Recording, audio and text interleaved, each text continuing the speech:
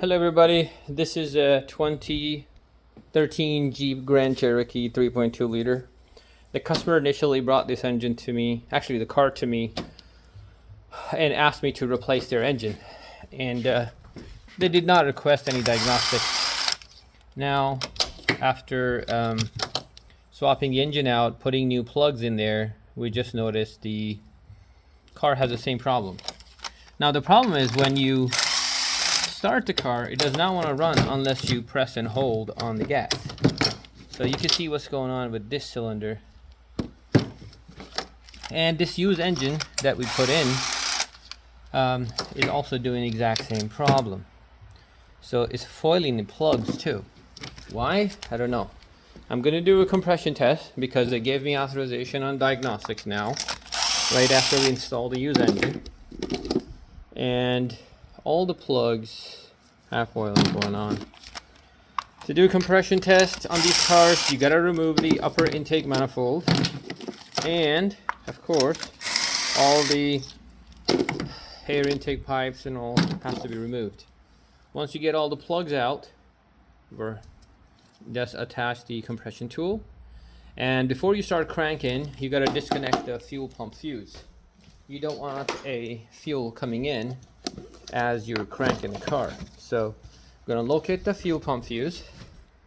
So I'm going to go ahead and pull out the F64 and F70. F64 is for your fuel injectors and F70 is for your fuel pump. So there is no injector puller, so I'm going to use my plier here.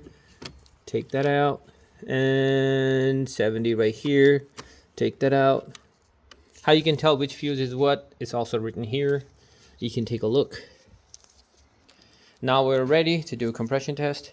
To do a compression test, you don't need anything fancy. You just need a compression gauge and the fittings.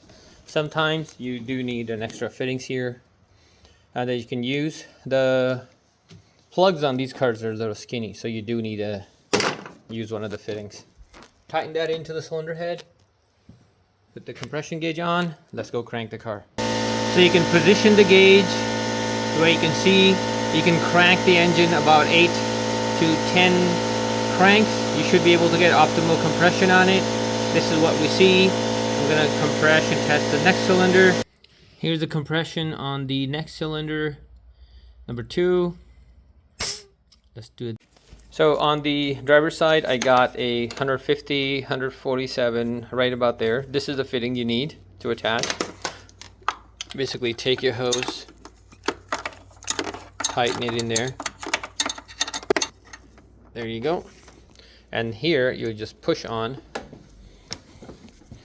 this gauge. Gosh almighty. Like so. You can position the gauge in a way that you can see in the car and go ahead and crank test. If you have a buddy, tell him to crank the motor, but otherwise if it's you, just position the gauge where you can see, crank up to 8 cranks, and you will see it will max out at 8. So let's do it. 2, 3, 4, 5, 6, 7, 8. It's maxed out. So our compression test on this side is also about the same. I'm going to go ahead and disconnect this and move on to the next cylinders. This is how you're going to do all your compression tests. If any of the cylinder is off by 15-20%, you got an issue.